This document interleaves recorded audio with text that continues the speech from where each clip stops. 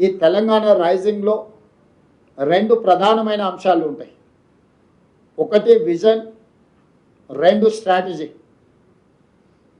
ప్రణాళికబద్ధమైన అభివృద్ధి సాధించాలంటే పారదర్శకమైన పాలసీలు ఉండాలి.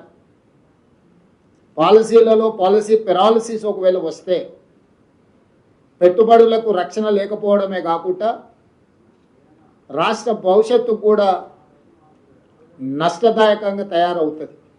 అందుకే ఈ విజన్ డాక్యుమెంట్ను లక్షలాది మంది భాగస్వాములను చేసి ప్రపంచ స్థాయిలో పేరెన్నికగన్న ప్రముఖులను కూడా ఇందులో భాగస్వాములను చేసి దీనికి ఐఎస్బి అదేవిధంగా నీతి ఆయోగ్ లాంటి సంస్థల సహకారం తీసుకొని అందరి సలహాలు సూచనలను ప్రపంచ దేశంలోనే పేరెన్నికగల వాళ్ళందరినీ ఈ పాలసీ డాక్యుమెంట్లో భాగస్వాములను చేసి ఈ పాలసీ డాక్యుమెంట్ను తయారు చేసుకోవడం జరిగింది.